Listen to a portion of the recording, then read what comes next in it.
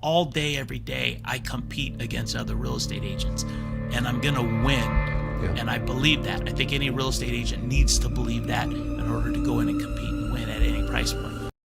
I have one chapter about how to transition into the luxury market. So I do give enough to open eyes and give some strategies and ideas. Because I'll tell you, I started in entry-level housing. So everybody that's asked me didn't really know that or whatever. But I started the first 7 years in the business. My average sales price was under $200,000. Wow. And what happened was I was slaying it. And I was doing what you were doing with the Mike Ferry and all that. So I was doing a lot of expireds and kind of hustling in that price point in an area called Canoga Park. That was my geographical farm. A $200,000 sale was on the higher end for 7 years of my business, but I did really well. And I was cold calling and prospecting, and I became one of the top agents in the North San Fernando Valley after about a year or two from just kind of getting my strategies down. Then I got my first athlete, and then he said to me, "Hey man, why don't we look in Westlake Village?" And remember, this was before the internet. So we're going back about 25 years ago. So I said, yeah. I got referred to him, and he goes, "I think there's some guard-gated communities in there." I go, "Some amazing guard-gated communities." I didn't even know where Westlake was.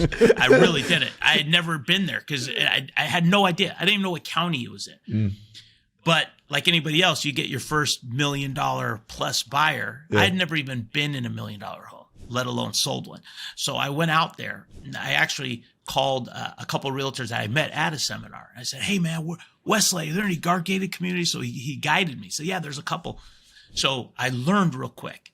And then what happened for me was, in the old days, in the back of the LA Times and the Daily News, there'd be photos of real estate agents and then their sales production. So I knew who those realtors were, but I didn't know any of them personally. And I was in a company that nobody out there had ever heard of. It was a small independent office called Todd C. Olson Estate Brokerage, which had a good reputation where I worked, but nobody else outside of the box knew. When I went out there and I met the real estate agents in Westlake that were selling the $1 million plus homes, at first I was a little intimidated. I remember saying, "God, I wonder if these people are powerful, if they're dynamic, if they're better than me." And then when I went out there and I did that first deal and I met the realtors, they were all very nice people. They were all very good real estate agents, but I didn't think they were better than me. I didn't think they had the skill set that I had or the enthusiasm.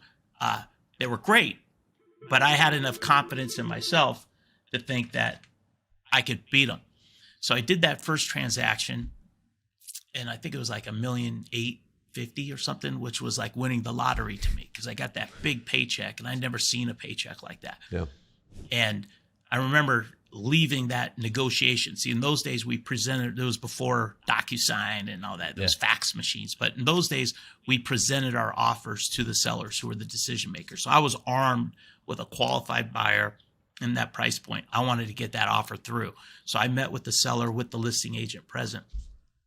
I presented that offer and I got it done. And I remember leaving there and calling my wife on my giant cell phone, those big brick phone, and said, "Oh, honey, I'm like addicted to this. I think we could do it. I want to move out here." I have 2 kids. My son was little at the time, so he was just probably 2 or 3 years old. And she goes, "Where?" I said, "Westlakeville. I just sold $1 million home." And, oh my! It was like cause for celebration, big time. Yeah. And she supported me like any great spouse would do. So she said, "Man, if you want to do it, let's do it." So that's exactly what I did. So I packed up and I moved and I started all over again. And then I started a geographical farm where I still farm today. And then I elevated my marketing game. I elevated everything I did. But the one thing that I was armed with was I have a great listing presentation. That's my strength. That's the one thing. I don't mean to sound like arrogant about it. That's not the thing. But I have the most confidence in, because all day, every day, I compete against other real estate agents, and I'm going to win, if not every time, really close to every time. Yeah. And I believe that. I think any real estate agent needs to believe that in order to go in and compete and win at any price point. So I was armed with that, and I started over in this new town, new county, new marketing area, and it's been a great run ever since. So the lesson to that, I would think, for any real estate agent, if you're great at this, if you have a phenomenal listing presentation and a skill set and confidence. Confidence is contagious. Excitement is contagious. If you have an unbelievable skill set to be able to go in there and compete and win, a true guideline of what to do and how to say it and what you're going to say, then you're going to be great, whether you're selling multi-million-dollar homes or $100,000 condos. Yeah. I believe that. I think I've proved that. So that's my story. And then I moved my family to this higher end market. How long ago was that? For me, it was 25 years ago. Yeah. I packed up and started all over again. I've been doing this for 33 years now. That's incredible. One thing I'll say is that people think that when they're learning sales, they think that if they act confident in a certain way to try to convince the other person that they know what they're talking about, that that's selling effectively. But the reality is that they need to be confident that they know their abilities so much and have that belief in themselves more. And then that person will believe in them. And that's really the effective part of it. Yep. But KIRO, you got to have tools. Yeah. You got to know exactly what you're going to say. Yeah. And I don't mean going in there and talking about comps. You better be able to go in there and own a listing presentation. That's my strength.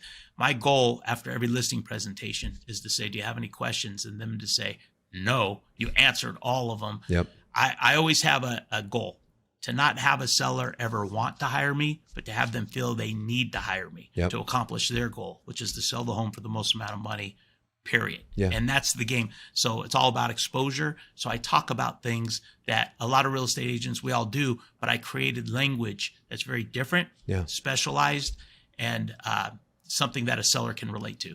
So that's my strength. That's great. So if it's okay with you, why don't we dive into that a little bit more? Well, real quick, before you go into the topic of what's in the script and the structure of it, the importance of a canned presentation. So we're big believers of canned presentations and actually having it set up in a certain way.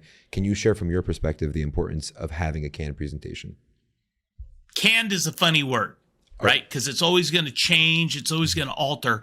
But knowing exactly what you're going to say and then how you present it is everything. Yeah. So it's everything. So I mean, right down to how you're going to knock on the door, what you're going to say during the opening tour, who you're going to look at in the presentation. It's listing presentation is very scientific. It's bam, bam, bam, bam, bam. So that's my strength. So some sellers aren't going to want to hear certain things. So you might not necessarily want to bore them. So my listing presentation is so strong to me that I was trained in the system that I think you guys do to always try to go last, right, in the interview.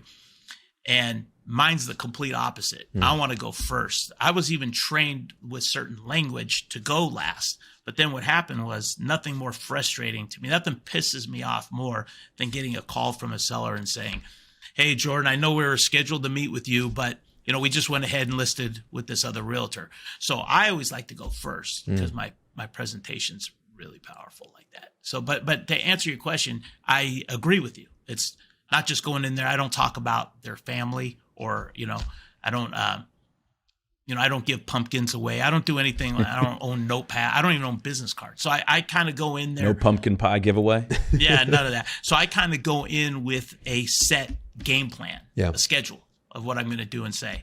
I call it tools in my toolbox. So I have tools that I'm going to break out in an interview. So I never say list with Jordan Cohen, ever. I say interview Jordan Cohen. You'll be glad you did because it's an interview. I never say I want to work with you. I never say that. I hear realtors say that all the time and I cringe because I'm not working with the seller. I'm working for the seller. So I always put my ego aside and say, listen, I'm excited and honored to work for you. And then one of the things that I say is I'm the CEO of the job of selling your home. That's my business. The business of selling your home. I'm the CEO of that job, the process, the marketing, the salesmanship, the showings, all that stuff. But you're the chairman of the board. So make no mistake, I work for you. Yeah. I'm the CEO of that business, but you're the chairman of the board. So I always I think sellers like to hear that. Yeah. So I always kind of let them know that I'm just honored to work for them. Yeah. Every sale I do, thank you for allowing me to work for you. I think people like to hear that.